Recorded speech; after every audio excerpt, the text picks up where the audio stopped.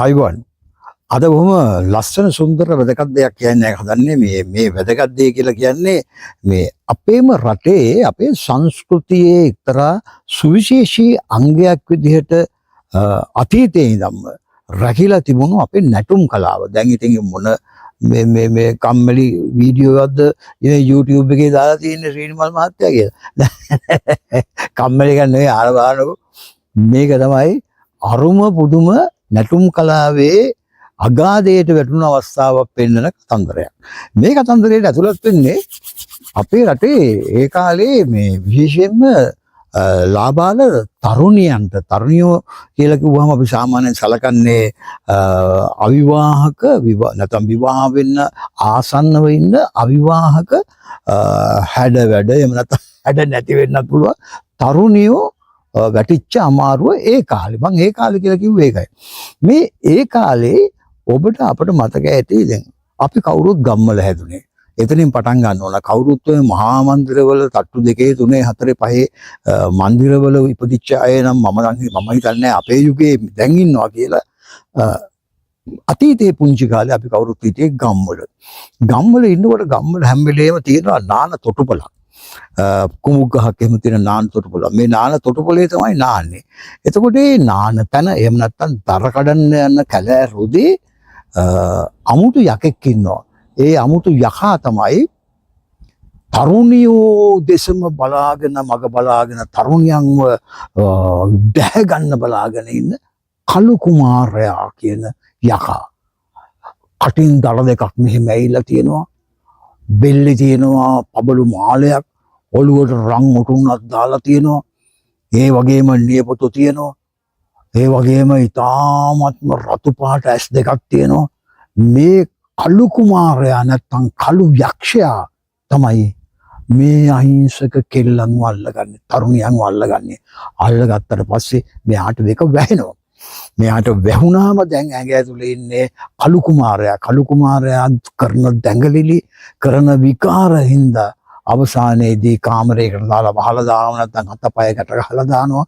දෙමෝපියෝ සූදානම් වෙනවා.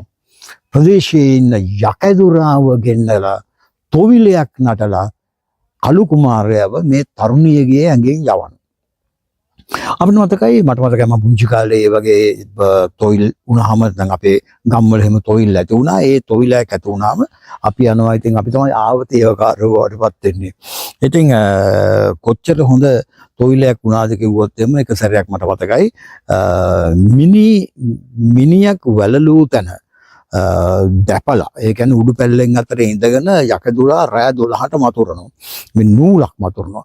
යකදුරා රෑ 12ට මතුරලා ගැටෙන් ගැට හතක් මේ නූලට ගහලා ඒ නූල තමයි ගෙනල්ලා අර ආතුරයා එහෙම නැත්නම් අර තරුණියගේ බෙල්ලේ බඳින්න කියලා කියන්නේ.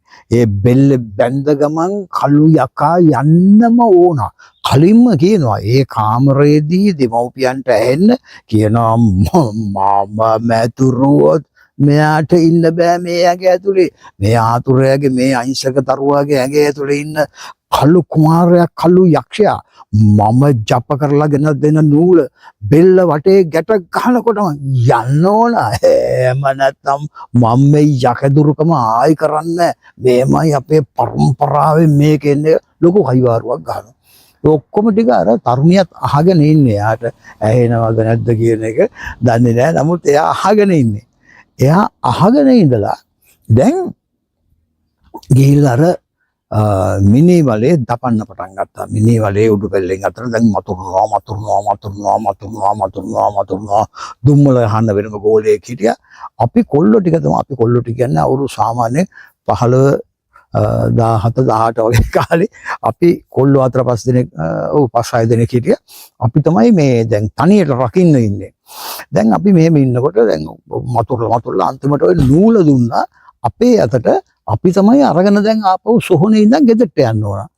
අපි කොල්ලෝ ටික ගෙදර ගිහිල්ලා ගෙදර අපිම ගැට ගහන්න. අපි කියන්නේ වැඩි හිටියෙක් කෙනෙකුට දෙන්න ඕන. ඒ වැඩි හිටියෙක් කෙනෙකුට දුන්නාම එයා ගැට ගහනවා. ගැට ගහුවම කළු කුමාරයා යනවා. දැන් අපි මේ නූලත් අරගෙන එළියට වැස්සට දැන් සොහොනෙන් එළියට ආවට පස්සේ දැන් හිතනවා දැන් ඉතින් හොඳ සිහියෙන් යනවා කියලා. මේ මල සොහනක දැපලා දුන්නු නූලක් අරගෙන අපි එකාට එක තරංගෙට පට්ට තිත්ත කුණු හරප තමයි දැන් කියන්නේ. ඒ යන ගමන් එකෙක් ඉඳන් කිව්වා ඔය නූල ඔය රෙද්දේ නූල අතුල්ලමු බං අහවල් තැන ඒ කියන්නේ කක්ක දාන තැන ඒ වචනේ මං කියන්නේ නැහැ. ඒකේ අතුල්ලමු බං කියලා එකෙක් සරමයිස්ව අතුල්ලගෙන ගියා. අතුල්ලගෙන ගිහිල්ලා දැන් ඉතින් මට දීපම් මචං කියලා අනිත් එක ගත්තා. අනිත් එකත් අරගෙන උගෙත් පස්ස පැත්තේ සරම උස්සලා හොඳට අතුල්ලා දැන් මේ ගැට හත දාපු මන්තර නූල අරගෙන ගියා. අරගෙන ගිහිල්ලා අනේ ගෙදර තව හිටියා ඒ කට්ටඩියගේ ගෝලයෙක් හිටියා. ඒ ගෝලයාට දුන්න ගමන් ඒ ගෝලයා මොකද්ද කවියක්ද මොකද්ද එකක් කියලා බෙල්ල ගැට ගැහුවා. යකා කියන්නේ අලු යකා ගියා. අර පස්ස පැත්තේ කක්ක පැත්තේ අතුල්ලලා කක්ක උලගෙන දැන් බෙල්ල ගැට ගහපු ගමන් නූල යකා ගියා. ඔන්න ඔහොම තමයි ඒ කාලේ තොවිල් කරේ. දැන් මම කියන්නේ ඒ තොවිල් දැන් කෝ? දැන් කළු යකා කෝ? දැන් කළු කුමාරයා කෝ? කළු කුමාරයා දැන් වැහෙන්නේ නැද්ද? දැන් ගෑනු ළමයින්ට කළු කුමාර දිෂ්ටිය නැද්ද? ඒතකොට කළු කුමාර දිෂ්ටිය ඇඟට නැති හින්දා යකදුරන්ට සහ අපේ හිටිය පෙර සංස්කෘතික උරුමය මේ නැටුමහා බෙර කවි තොවිල් මේවා රැකගෙන ආපු පරම්පරාවට මොකද වුනේ? කළු කුමාරයා නැති වුනේ ඇයි? කළු කුමාරයා නැති වුනේ ඒ කාලේ විවාහයක් පරක්කු වෙනකොට විවාහයක් පිළිබඳ සිතුවිල්ලක් පහළ වෙච්ච තරුණියක් නැත්නම් තරුණියක්ගේ ඇඟට ඇති වෙන ආවේගය මේ ලිංගිකත්වයේ පිළිබඳ විවාහය පිළිබඳ තමන්ගේ ඇඟට දැනෙන ඒ ආවේගය ඒ සිතුවිලි සහ ඔවුන්ගේ හෝමෝන් පිළිබඳ ගැටලුවක් තමයි ඔවුන්ට මේ කළු යකාගෙන් ඇති වෙන කළු කුමාර දිෂ්ටිය කියලා ඇඟට කඩාගෙන වැටුනේ. දැන් එහෙම ගන්නෑ. ටියුෂන් යනකොටම කෙල්ල සෙට්නේ. ටියුෂන් යනකොට අවුරුදු 14 15 වෙනකොටම ටියුෂන් පන්තියේදම කෙල්ල කොල්ලොත් එක සෙට්. එතකොට කසාද බැඳලා විවාහ දවසේ රාත්‍රියේ මදු සමයේ කියලා සුදු රෙදි ඇඳේ ලාගෙන දඟලපුවා දැන් නෑ. දැන් අවුරුදු 14 15 මේ ටියුෂන් පන්තියට යනකොට ඒ ළමයිගේ කටයුතු කරගෙන ඉවරයි. ඒකෙන්ද උන්ට කළු කුමාරයෙක්ගෙන් උදව් අරගෙන කොල්ලෙක් යාළු කරගන්න උවමනාවක් ඇති වෙන්නේ නැහැ. ඉතින් තමන් විසින්ම තමන්ම දැන් විවාහ කටයුතු සඳහා සහ ආදරය කරන්න එහෙම නැත්නම් වෙනත් උවමනාවල් සහ ලිංගිකත්වයේ සඳහා වන පිරිමි පාර්ශ්වයේ හොයාගන්නකොට කළු කුමාරයාගෙන් වැඩක් නැති වුණා. කළු කුමාරයා දැන් කොහෙද ඩුබායි ගිහිලාද කොහෙද? කළු කුමාරයා ඩුබායි ගිහිල්ලා මං හිතන්නේ මේ ලංකාවේ වැඩක් නැති හින්දා කළු කුමාරයා ඩුබායි ගිහිල්ලා එහෙ දිශ දානවත් දන්නේ. කොහොම හරි අන්තිමට සිද්ධ වුණේ අපේ වසර දහස් ගණනක් තිස්සේ ලංකාවේ රැකගෙන ආපු අපේ සංස්කෘතිය, අපේ නැටුම, අපේ තොවිලය, අපේ බෙරපද, අපේ කවි, තොවිල් කවි, අපේ තිබිච්ච මන්තර යන්තර මේවා සදහටම අපෙන් ඈත් වේගෙන යනවා. මේක නම් එක අතකින් බලනකොට අපරාධයක්.